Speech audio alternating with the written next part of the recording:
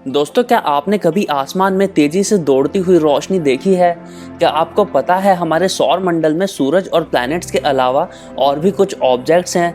दोस्तों, अगर आप ब्रह्मांड के बारे में जानने की जिज्ञासा रखते हैं या फिर ये सब सवाल आपके दिमाग में आते हैं तो आज का वीडियो खास आपके लिए ही है। नमस्कार दोस्तों, स्वागत है आपका आपके अपने चैनल ज्ञान थिएटर में।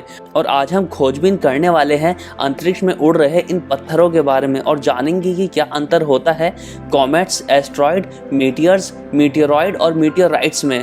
तो दोस्तों, मैक्सिमम नॉलेज के लिए वीडियो के आखिरी तक जुड़े रहिएगा क्योंकि आज का वीडियो काफ़ी ज़्यादा ज्ञानवर्धक होने वाला है। मगर आगे बढ़ने से पहले अगर चैनल आपने अभी तक सब्सक्राइब नहीं किया है तो ऐसी रोचक जानकारी घर बैठे जानने के लिए सब्सक्राइब करें।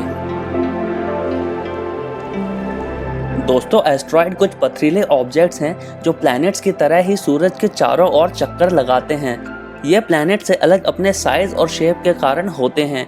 ये साइज़ में प्लैनेट से छोटे होते हैं लेकिन ये 1 मीटर से लेकर 1000 किलोमीटर तक हो सकते हैं और साइज़ में भी ये गोलाकार ना होकर पत्थर की तरह टेढ़े मेढ़े हो सकते हैं। हमारे सौर मंडल में एस्ट्रॉइड्स भारी संख्या में मार्स और जुपिटर के ऑर्बिट्स के मध्य में पाए जाते हैं और इस रीजन को एस्ट्रॉइड बेल्ट भी कहा जाता है। लेकिन ये ज़रूरी नहीं कि सारे एस्ट्रॉइड्स एस्ट्रॉइड बेल्ट में ही पाए जाएं, क्योंकि कुछ एस्ट्रॉइड्स एस्ट्रॉइड बेल्ट के बाहर पृथ्वी के पास या फिर सौर मंडल के बाहरी ऑर्बिट के पास भी पाए जाते हैं। दोस्तों, अगर इन एस्ट्रॉइड्स के जन्म की बात करें तो ये हमारे सौर मंडल के निर्माण के समय बचे हुए कुछ अवशेष हैं जो 4.6 बिलियन साल पहले बने थे। इन पत्थरों के महत्व की बात करें तो इनसे हमें ब्रह्मांड के जन्म के बारे में काफ़ी कुछ जानने को मिल सकता है।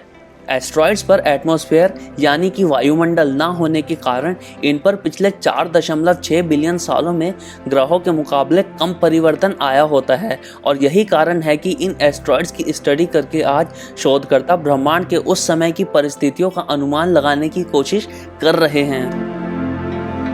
दोस्तों, साल 2005 में पहला स्पेसक्राफ्ट जिसका नाम हायाबुसा था और जो जापान द्वारा निर्मित किया गया था, इटोकावा नामक एस्ट्रॉइड की सतह पर उतरा और सतह के कुछ सैंपल्स इकट्ठा कर 2010 में वापस धरती पर पहुंचा।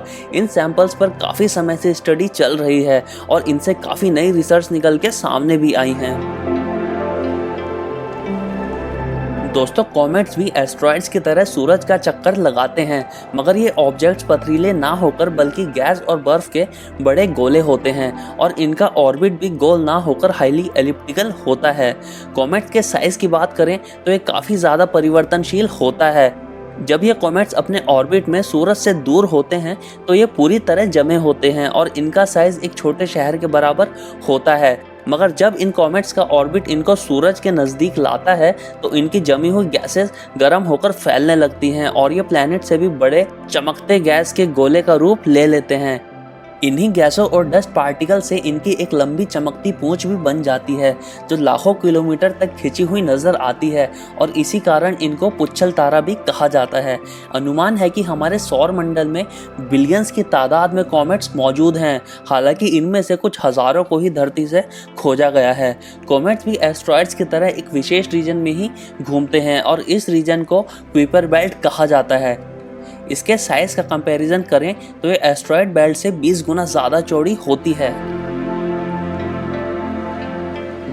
दोस्तों, मीटियोरॉइड्स भी कुछ छोटे पत्थर होते हैं जो सूरज के चारों ओर चक्कर लगाते हैं। अगर आप सोच रहे हैं कि मीटियोरॉइड्स और एस्ट्रॉइड्स में फिर अंतर क्या है तो आपको बता देते हैं कि एस्ट्रॉइड्स बड़े पत्थर होते हैं तो मीटियोरॉइड्स छोटे। जब भारी संख्या में एस्ट्रॉइड सूरज के चक्कर लगाते हैं तो कई बार ऐसा भी होता है कि 2 या उससे ज़्यादा एस्ट्रॉइड आपस में टकरा जाते हैं। तेज़ रफ्तार पर घूम रहे इन एस्ट्रॉइड्स में जब टकराव होता है तो ये काफ़ी ज़ोरदार होता है और इसका असर ये होता है कि एस्ट्रॉइड कहे जाने वाले बड़े पत्थर टूट जाते हैं और छोटे टुकड़ों में तब्दील हो जाते हैं। हालांकि ये पत्थर एक क्रिकेट स्टेडियम जितने बड़े भी हो सकते हैं, मगर आम तौर पर ये इतने छोटे होते हैं कि इनको आप अपने हाथों में भी पकड़ सकते हैं। इन्हीं छोटे पत्थरों को मीटियोरॉइड्स कहा जाता है, पर आपको बता देते हैं कि कई मीटियोरॉइड्स का जन्म कॉमेट से भी हो जाता है। दोस्तों, अगर आपने कभी आसमान में तेजी से गुजरती रोशनी देखी है और इसको टूटता तारा समझा है, तो आपको बता देते हैं कि ये तेजी से गुजरती चमकती रोशनियां टूटता तारा नहीं बल्कि मामूली छोटे पत्थर हैं जो पृथ्वी के वायुमंडल में प्रवेश कर जाते हैं। इन पत्थरों को ही दरअसल मीटियर्स का नाम दिया गया है और आम लोग इसको टूटता तारा बोल देते हैं, मगर ये तारों के मुकाबले हमारे बहुत ज़्यादा करीब होते हैं। मीटियर्स का जन्म दरअसल मीटियरॉइड से ही होता है। जब मीटियरॉइड्स आपस में टकराकर पृथ्वी के ऑर्बिट के पास आ जाते हैं तो पृथ्वी की ग्रेविटी उनको अपने करीब खींचने लगती है। मीटियरॉइड्स का साइज छोटा होने के कारण पृथ्वी की ग्रेविटी से उनका मोमेंटम आसानी से टूट जाता है और ये हमारे ग्रह की ओर खींचे चले आते हैं। हमारे वायुमंडल में हजारों किलोमीटर प्रति घंटे की तेजी से हमारी तरफ आते हुए ये मीटियर्स हवा के रेजिस्टेंस के कारण गर्म हो जाते हैं और ये जलने लग जाते हैं और इस समय इनसे बहुत ही खूबसूरत रोशनी निकलती है जो हमें ज़मीन से दिखाई देती है।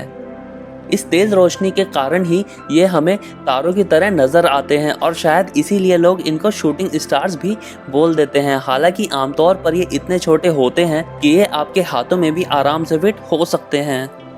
दोस्तों, हमारे वायुमंडल का एक ये भी फायदा है कि ये हमें ऐसे ही अंतरिक्ष के पत्थरों से बचाता है, क्योंकि ये पत्थर वायुमंडल की फ्रिक्शन के कारण ही हमारी सतह तक पहुंचने से पहले पूरी तरह जल जाते हैं।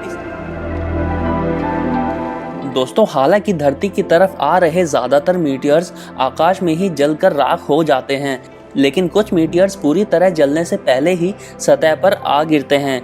ज़मीन पर आ गिरे इन्हीं मीटियर्स के टुकड़ों को ही मीटियोराइट्स कहते हैं। दरअसल जब क्रिकेट स्टेडियम जितना बड़ा कोई मीटियर हमारे एटमॉस्फेयर में घुस आता है तो तेज गति के कारण उस पर जो प्रेशर बनता है उससे वो छोटे हिस्सों में बिखरने लग जाता है। मगर कई बार इन बड़े मीटियर्स के छोटे टुकड़े सतह तक पहुँच ही जाते हैं। हालांकि सतह तक आते आते ये मुश्किल से टेबल टेनिस की बॉल जितने ही बचते हैं। एक फैक्ट आपको और बता देते हैं कि पृथ्वी के एटमॉस्फेयर में घुसे मीटियर्स का ओरिजिन एस्ट्रॉयड या फिर एक कॉमेट भी हो सकता है, लेकिन सतह तक मीटियोराइट्स की फॉर्म में पहुंचे मीटियर का ओरिजिन हमेशा एस्ट्रॉयड ही होता है, क्योंकि जैसा कि हमने आपको कुछ समय पहले ही बताया, कॉमेट से जो मीटियर बनता है वो कॉमेट के कॉम्पोजिशन की तरह मात्र बर्फ और गैसेस का छोटा गोला होता है और ऐसे नाजुक मीटियर्स काफ़ी आसानी से वायुमंडल में नष्ट हो जाते हैं। अगर आप भी ऐसा अंतरिक्ष से गिरा पत्थर ढूंढना चाहते हैं तो आपको बता देते हैं कि ज़मीन पर गिरने के बाद इनमें और पृथ्वी के पत्थरों में अंतर पहचानना काफ़ी मुश्किल होता है और इसीलिए हो सकता है कि ये आसमान से गिरा उल्कापिंड कभी आपके आसपास रहा हो और आपने कभी गौर भी ना किया हो। दोस्तों, लेकिन पृथ्वी पर एक जगह ऐसी भी है जहां इन उल्कापिंड को पहचानना काफ़ी आसान होता है और वो जगह है रेगिस्तान। जी हाँ दोस्तों, रेगिस्तान चाहे रेतीला हो या बर्फीला, यहाँ आपको आमतौर पर पत्थर देखने को नहीं मिलेंगे। यानी कि अगर यहाँ आपको कोई काला पत्थर नज़र आता है तो काफ़ी ज़्यादा संभावना है कि वो पत्थर कोई आम पत्थर नहीं बल्कि अंतरिक्ष से लंबा सफ़र तय करके आया हुआ एक उल्कापिंड है।